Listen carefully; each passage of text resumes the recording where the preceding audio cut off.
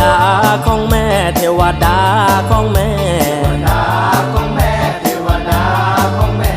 บรรทมสำราญแท้โลกหักโลกแพ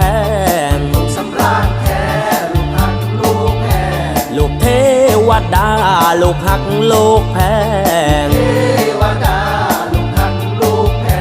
ลูกหักโลกแพงลูกคำโลกคุ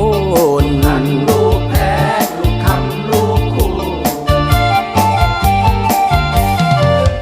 ลูกชายเทวดาเกิดมาบ่สนใจลูกชายเทวดาเกิดมาบ่เอาไผแต่งแต่รถมอเตอร์ไซค์เทไปก็เทมาให้แต่บ้านเขาสาไปทั่วเมื่อบ้านโทรศัพท์คุยสาวแม่เอ้ยเป็นวันโทรศัพท์คุยสาว